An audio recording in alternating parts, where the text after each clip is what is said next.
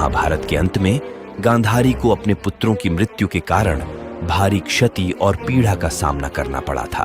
उनका मानना था कि भगवान कृष्ण अपनी दिव्य शक्तियों से युद्ध को रोक सकते थे, लेकिन उन्होंने ऐसा नहीं किया। इसलिए उन्होंने भगवान कृष्ण को श्राप दिया कि अगले 36 साल बाद उन्हें और उनके यदुवंश को एक दूसरे को मारकर विनाश का सामना करना पड़ेगा और द्वारका समुद्र में डूब जाएगी। समय बीतता गया और 36 साल बाद उनका श्राप लगने लगा। यदुओं के बीच विवाद पैदा हो गया।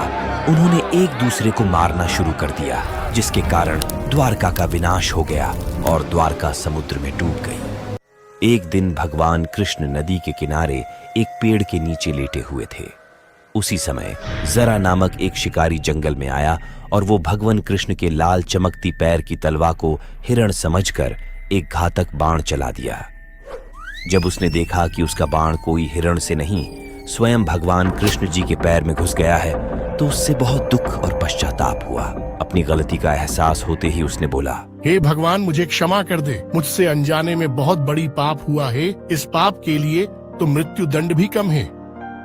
जरा तुमने कोई अपराध नहीं किया है। तुम त्रेताया युग में बानर राज, जिन्हें मैं पेड़ के पीछे छिपकर वध किया था, जो कि युद्ध भूमि के नियम का विपरीत था। इसीलिए मेरा मृत्यु तुम्हारे हाथों पहले ही लिख दी गई थी।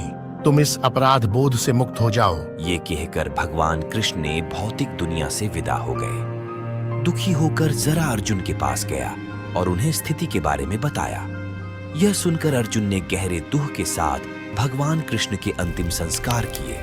उनका पूरा शरीर राख में बदल गया, सिवाय उनके हृदय के, और दिव्य था। अर्जुन ने हृदय को एक लकड़ी के तख्ते पर रख दिया और उसे नदी में प्रवाहित कर दिया। हृदय नदी में बहता रहा और बहुत समय बाद वह ओडिशा के महानदी तट पर पहुंच गया। वहां सब्र नामक एक आदिवासी समुदाय था। विश्वाबासु आदिवासी समुदाय का प्रमुख था।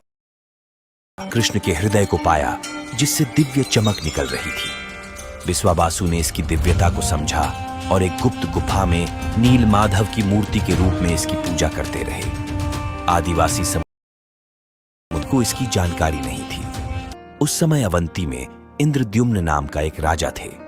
वह भगवान विष्णु के बहुत बड़े भक्त थे। हमेशा दिव्य देवता के एक झलक पाने के लिए उत्सुक रहते थे। एक दिन एक भटकता हुआ ऋषि उनके महल में आए और राजा से बोले, राजन, ओडिशा में भगवान नील माधव के भव्य रूप में की जाती है। आपको ओडिशा के भीतर इस पवित्र स्थान का सटीक स्थान अवश्य खोजना चाहिए। बहुत प्रसन्न हुए और उन्होंने तुरंत ब्राह्मण पुजारी विद्यापति को ओडिशा जाकर नील माधव की खोज करने का आदेश दिया। राजा के आदेश का पालन करते हुए विद्यापति ओडिशा की यात्रा पर निकल पड़े।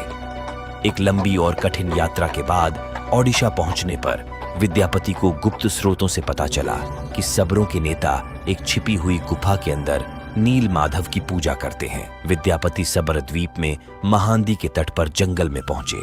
सब्र राजा विश्वाबासु ने विद्यापति की अगवानी की। विद्यापति ने विश्वाबासु से कहा, महाशय, कृपया मुझे दिव्य पूजा का स्थान दिखाएं। मैं यहाँ बहुत विश्वास के साथ आया हूँ। मुझे माफ करो, मैं तुम्हें उस स्थान पर नहीं ले सकता। अब मैं क्या करूं? यदि मैं इस प्रकार लौट गया तो राजा को क्या उत्तर दूंगा? मुझे कोई दूसरा रास्ता खोजना होगा। विद्यापति उसी गांव में रहने लगे। कुछ ही दिनों में उन्हें विश्वाबासु की बेटी ललिता से प्रेम हो गया और उन्होंने शादी कर ली। कुछ दिन बाद विद्यापति ने अपनी पत्नी से कहा, ललिता, क्या आप अपने पिता से हमें नील माधव की एक झलक दिखाने का अनुरोध कर सकती हो? आपके पिता आपके अनुरोध को अस्वीकार नहीं करेंगे। ठीक है, मैं निश्चित प्रयास करूंगी। मुझे अपने पिता से बात करने दो। ललिता अपने पिता से बात करती है। ठीक है, लेकिन मेरी एक शर्त है। विद्यापति अपनी आंखों पर पट्टी बांध कर जाएंगे।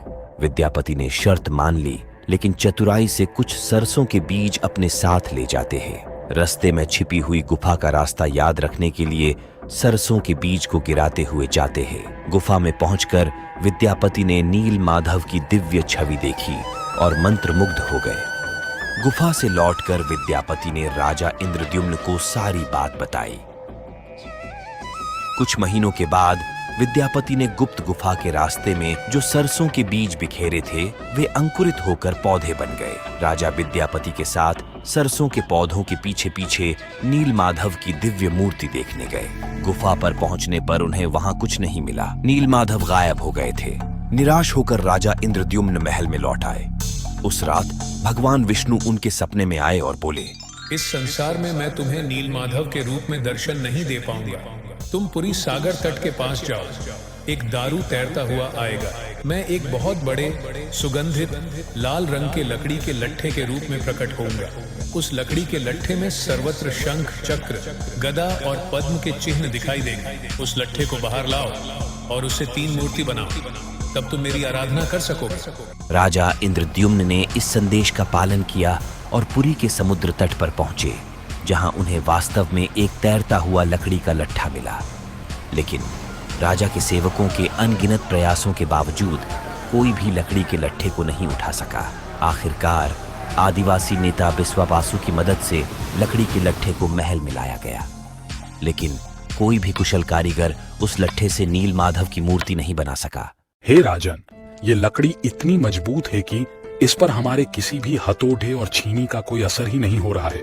हमें माफ करें, ये काम हम नहीं कर सकते। जब यह कार्य असंभव हो गया तो भगवान विष्णु फिर से राजा इंद्रद्युम्न के स्वप्न में प्रकट हुए और बोले, राजन, देवताओं के दिव्य शिल्पी विश्वकर्मा की आराधना करें, वह इस कार्य को अवश्य पूरा करेंगे। भगवान विष्णु की सलाह के बाद राजा इंद्रद्युम्न ने दिव्य मूर्ति का विश्वकर्मा से प्रार्थना की। तभी एक बूढ़े बढ़ई के रूप में विश्वकर्मा प्रकट हुए और उन्होंने राजा इंद्रद्युम्न से कहा, हे राजन, मैंने सुना है कि आप प्रयास कर रहे हो। हाँ शिल्पी, सही सुने हो। क्या आप ये करने में सक्षम हो? मैं उस लकड़ी के लट्ठे से मूर्ति अवश्य तैयार कर दूंगा, लेकिन मेरी कुछ शर्तें हैं। हे शिल्पी, बताएं आपकी क्या शर्तें हैं? मैं 21 दिनों में एक बंद कमरे में भगवान विष्णु की मूर्तियां बनाऊंगा और इस प्रक्रिया के दौरान मुझे अकेला रहना होगा। अगर 21 दिन पूरे होने से पहले किसी ने दरवाजा खोला तो मैं उसी अवस्था में अधूरा छोड़कर चला जाऊंगा। क्या आप इन शर्तों से सहमत हैं? हाँ, मुझे आपकी सभी स्वीकार हैं। कृपया कार्य को आगे बढ़ाएं। विश्वकर्मा ने दरवाजा बंद कर दिए और अपना काम शुरू कर दिए। लोगों को कमरे से केवल आरी, छेनी और हथौड़े जैसे औजारों की आवाज ही सुनाई दे रही थी। 15 दिनों के बाद जब कोई आवाज नहीं सुनाई दी तो रानी गुंडिचा चिंतित हो गए और राजा इंद्रद्युम्न से बोले, महाराज, मैंने उस कमरे से कोई आवाज नहीं सुनी है। शायद बूढ़ा बढ़ई भूख से मर गया है। कोई दुर्घटना होने से पहले हमें दरवाजा खोल देना चाहिए। लेकिन रानी, उसने शर्त रखी थी कि 21 दिन से पहले दरवाजा नहीं खोला जाएगा। लेकिन महाराज, अगर वो वृद्ध बढ़ई को भूख प्यास की वजह से कुछ हो गया तो हमें महापाप लगेगा। हमें अवश्य दरवाजा खोल देना चाहिए। रानी गुंडिचा ने दरवाजा खोलने की जिद की। अंत में दरवाजा खोला गया, जिससे पता चला कि बूढ़े बढ़ई के रूप में भगवान विश्वकर्मा 3 अधूरी मूर्तियों को छोड़कर गायब हो गए। राजा इंद्रद्युम्न को विश्वकर्मा की बात न मानने और शर्त तोड़ने पर बड़ा दुख हुआ। इसलिए भगवान जगन्नाथ के हाथ और पैर अधूरे हैं। जब राजा इंद्रद्युम्न उन अर्धनिर्मित मूर्ति के समीप जाते हैं तो उन्हें हृदय की धड़कने की ध्वनि सुनाई देती है, जिससे उन्हें ये ज्ञात हो जाता है कि इस मूर्ति के भीतर श्री कृष्ण जी के हृदय विराजमान है। राजा इंद्रद्युम्न ने उन मूर्तियों को स्थापित किया जिन्हें आज भगवान जगन्नाथ, भगवान बलराम और देवी सुभद्रा के नाम से जगन्नाथ धाम पुरी में पूजा पाते हैं। और भगवान जगन्नाथ को दुनिया में एकमात्र जीवित देवता माना जाता है, जो अपने भक्तों को सुनते, समझते और उनकी इच्छाओं